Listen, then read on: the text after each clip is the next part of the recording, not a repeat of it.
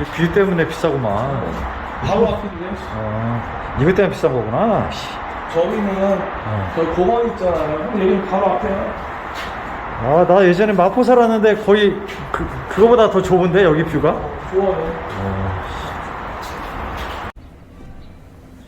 네, 안녕하세요. 저는 계단 타일 시공하는 십선비입니다. 서울에서 2달 정도 현장 하나를 끝냈고요. 지금은 지방 충청도를 내려가고 있습니다.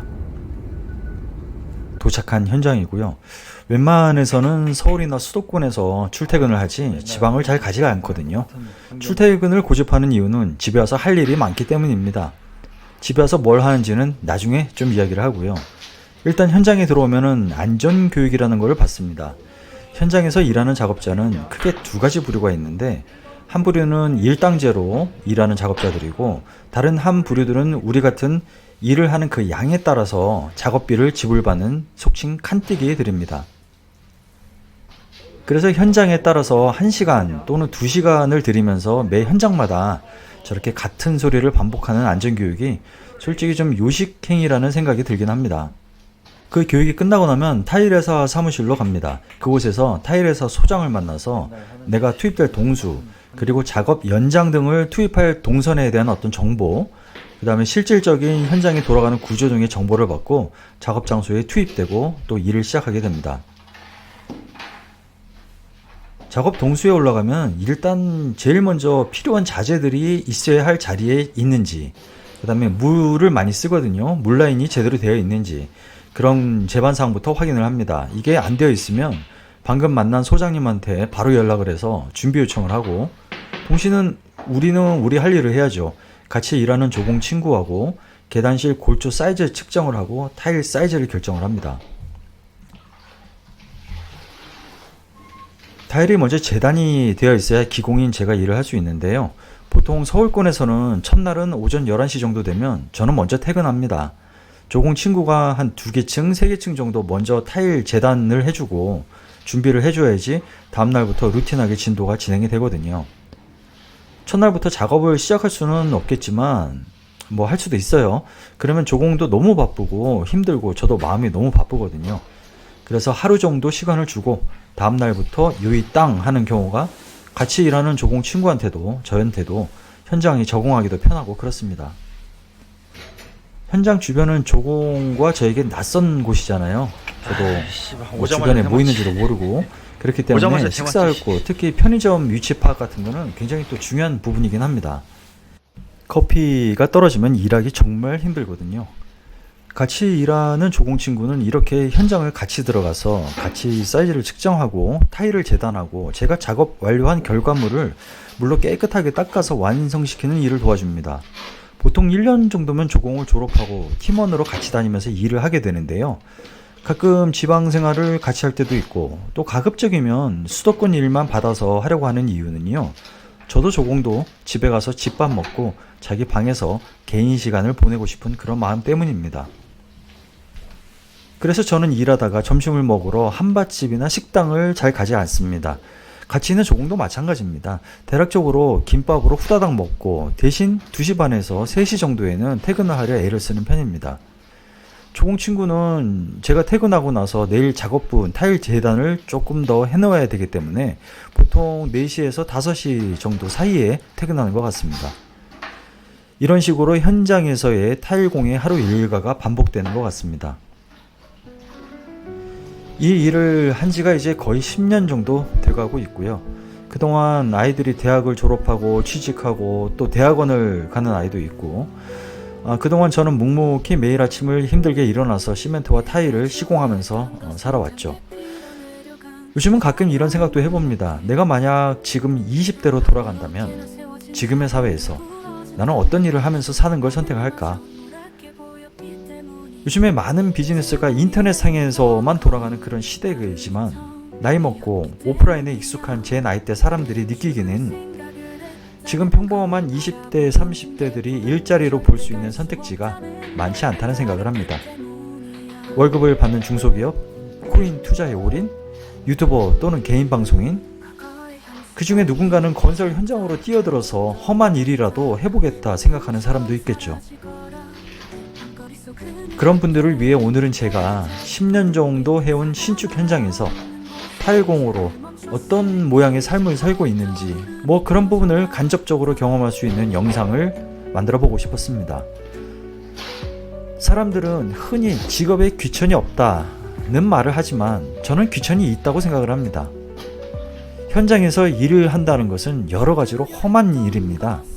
주변에는 항상 위험 요소가 있고 건축 중인 건물 내에는 바닥, 벽체, 심지어는 공기 중에도 항상 시멘트와 갈아낸 콘크리트 가루가 떠다닙니다. 하루를 일하고 나면 내 얼굴엔 뽀득거리는 가루가 묻어있고 머리는 샴푸를 2번은 헹구어 내어야 합니다. 물론 입고 있는 작업복도 주례합니다. 이 모든 걸 보상해주는 것은 금전적인 보상이겠죠. 건설 경기가 좋지는 않지만 지속적인 일거리만 확보한다면 매출 기준으로 1000만원 정도 유지하는 것이 가능합니다만 이 일을 5, 6년 차 들어서면서부터 삶의 패턴 유지가 어려워지더라고요.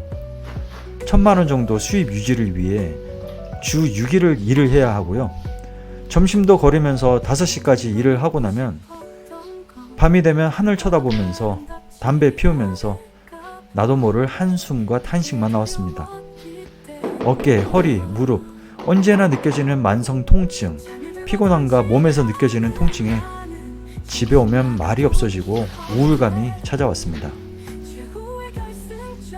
어느 정도 현장에서 일해본 분들은 다 아시겠지만 수입이 1000만원 근처를 가도 일을 하기 위해 써야 되는 돈이 150만원 정도는 들 겁니다. 그 외 자잘한 지출도 많습니다. 이 정도 수입으로 내 삶이 변화할 수 있을까? 수입을 늘리려면 더 많이 일을 해야 합니다. 일요일까지 일을 하면 한 달에 그 4일로 인해 남들보다 백몇십만원 정도 더 벌 수 있습니다. 하지만 그게 내가 원하는 삶일까? 아이들이 원하는 대학을 가고 열심히 살아주어서 그로 인해 큰 보답을 받았지만 내가 지쳐서 내가 힘들어서 매일을 고통스러운 얼굴로 그들을 대하게 될 때 내가 가족을 짐으로 부담으로 여기지 않을 자신이 있을까? 자신이 없었습니다. 되도록 그래서 2, 3시까지 숨도 안 쉬고 일하고 그 정도 시간에는 퇴근하는 이유, 수입이 좀 줄더라도 집으로 불이 나게 달려가는 이유는 가서 할 일이 있기 때문입니다. 최근에는 복싱을 시작했습니다.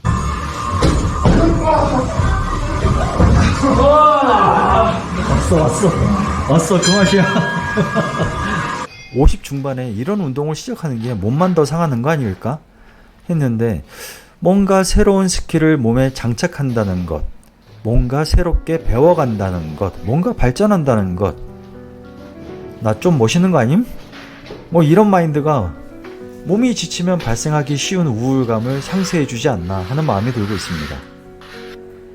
노가다를 시작할 때 가장 마음에 걸렸던 거, 내가 이 일을 하면서 사회 계급 중에서 하층에 속하게 되겠구나 하는 두려움이었습니다. 아직도 많은 현장에서는 원청 관리자들은 자기들보다 나이 많은 작업자들에게 다짜고짜 반말을 짓거리는 사람도 많습니다. 작업할 때, 작업 후에 내 모습은 땀에 절어서 추리하기 이를 데 없습니다만 그 일터를 떠나서 집에 돌아오면 보통 한 4시 정도가 되거든요. 1시간 정도 잠을 취하고 운동복을 갈아입고 우와, 인도어 자전거를 돌리고 노라 탈맛이 나잖아. 우와, 설경이네. 지구력 운동을 하고 그리고 나서 복싱장을 갑니다. 혼자서 섀도우를 하거나 헤비백을 치거나